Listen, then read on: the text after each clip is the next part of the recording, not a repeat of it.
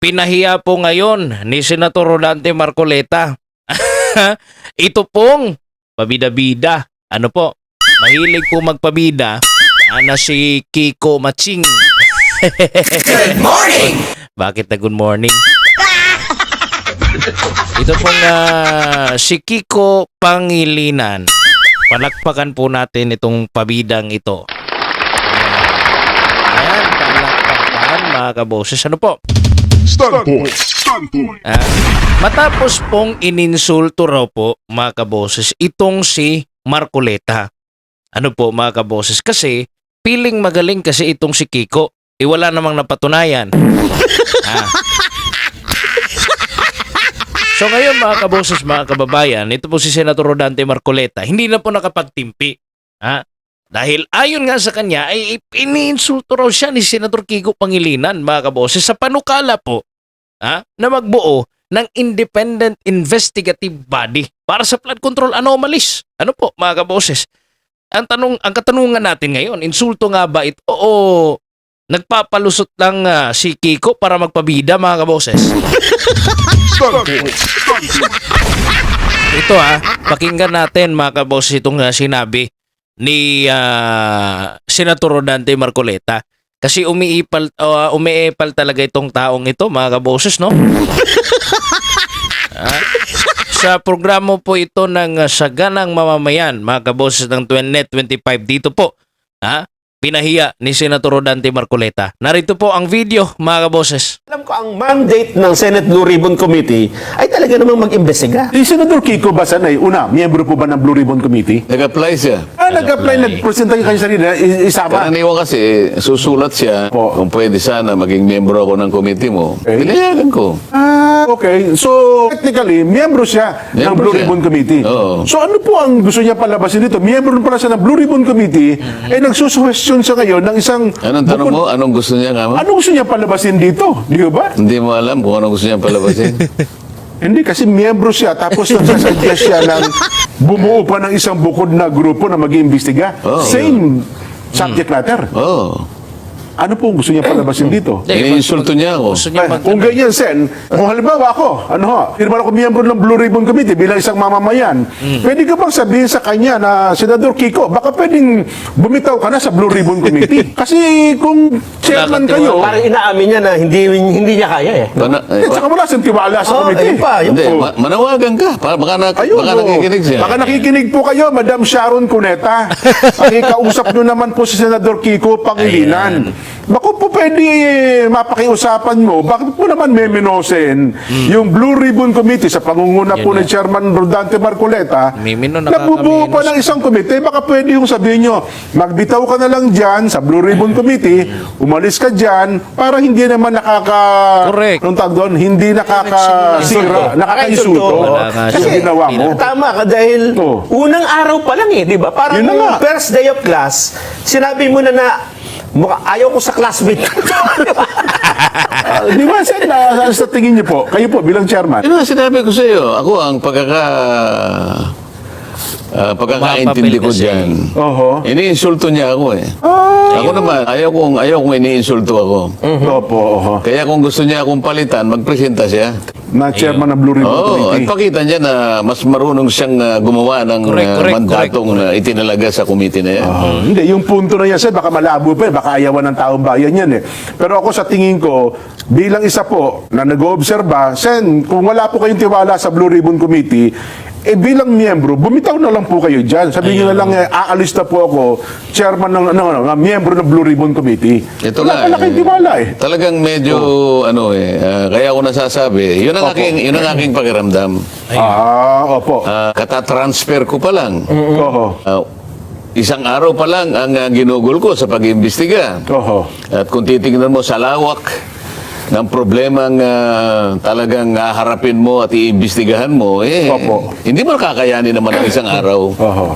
Ngayon, nakakaisang araw ko pa lang, sasabihin niya, nagpo-propose siya ng isang independent investigative body. Anong ibig niya sabihin? Nakaka-insulto nga talaga yun, Sen. Anong ibig niya sabihin? Oho. Di ba? At ang ilalatag pa niyang, i-recommenda pa niyang mga pangalan, dating ombudsman Conchita Conchita Morales. Morales. Opo. Hindi ba niya alam kung ano yung ombudsman ay talagang katakot-takot ang corruption din. Gay, Pagkatapos sasabihin niya, sabihin nila sa akin, ang ombudsman ay malinis na malinis at walang corrupt dyan.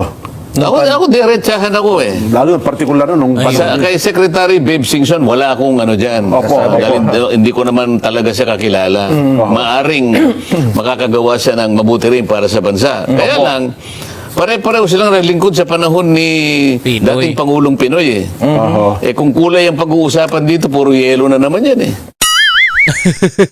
Ayan. Kasi bumibida, kasi gustong papasukin. Mga kaboses, ito pong mga bida-bida. Mga bida-bida rin na mga delaos. Ayun, mga kababayan, mga kaboses. Ano po? Yun po yung pinaka-issue. Ano po, mga kaboses? No? Ako pa siguro ni Senator Kiko Pangilinan, mag-focus na lang ako sa Committee on Agriculture. Bakit sumasaw-saw siya? Tingnan nyo tuloy na bungo. Hindi ko tuloy mga kaboses, hindi ko tuloy masabi na maayos. Sumasaw-saw siya, mga kaboses, itong si Senator Kiko Pangilinan. Kung ako sa kanya, kasi hawak naman niya yung agriculture, doon na siya mag-focus, mga kaboses, sa agrikultura. Bakit gusto niyang magpabida dyan sa Blue Ribbon Committee, mga kaboses? Bakit gusto po niya na para bagang meron siya talagang may papel, mga kaboses? Hindi naman siya yung nagsimula ng investigasyon. Si Senator Rodante Marcoleta, wala pa hindi pa nga natapos kung pumapapil na itong taong ito. Ano po, mga kaboses? Insulto talaga, mga kaboses. Kahit na ba naman sino, insulto talaga yan para sa part ni Senator Rodante Marcoleta. Kapag sinabi mong kailangan ng independent body, mga kaboses, ang dating kasi wala kang tiwala, sa Senate Blue Ribbon. Tapos membro ka dyan, ha? Mantakin nyo yan, membro siya, mga kaboses, pero wala siyang tiwala. Ano po? So, ibig sabihin, wala ka rin tiwala sa sarili mo. Kasi yung tanong natin, kung kasapi ka nga ng committee, mga kaboses, bakit mo ilalaglag ang sarili mong bahay? Ayan nakikita na natin yung mga traiduran. Bakit? Takot ka? Anak ko, Senator Kiko, baka natakot ka sa banat ni Senator Rodante Marcoleta. Ha? Tingnan mo nga, na-corner niya yung mga contractors. Simula na yon. Na tayo sa momentum, mga kaboses? Bakit sasawsawan pa? Wala kang alam sa pagdating dyan. Dito lumalabas sa'yo ngayon, mga kaboses, para bagang may hidden agenda. Kung babalikan natin, mga kaboses, naaamoy nyo ba yung politics? Naaamoy nyo ba yung politika? Kung babalikan po natin, 2028 elections ay malapit na po.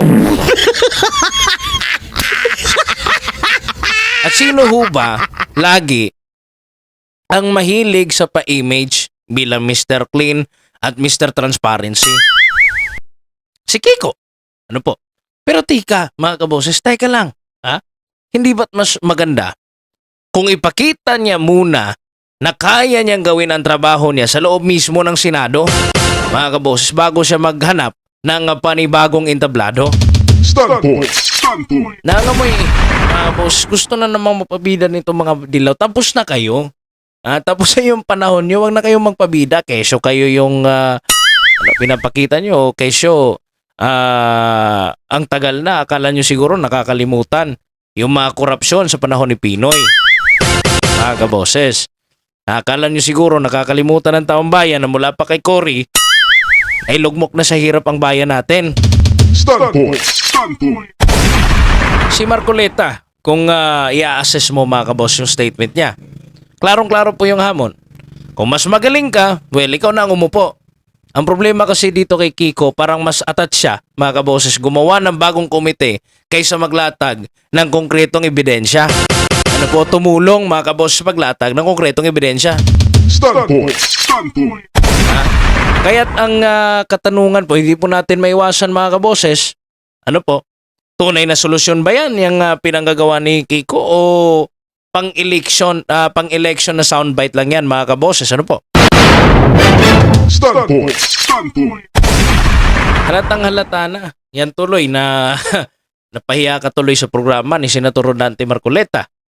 Ha? Napahiya tuloy. Kaya yun, may panawagan na doon kay Shawi. No? Mga kaboses. Kay Sharon Cuneta. Kasi nga, asawa niya yan. Siya naman talaga yung pwede makapagsabi. At siya yung nakikita niya, yung ginagawa ng asawa niya. Alam niya rin siguro kung ano ang dapat gawin at ano ang hindi dapat gawin. Mga kaboses. Mga kababayan, mga kaboses, simple lamang po.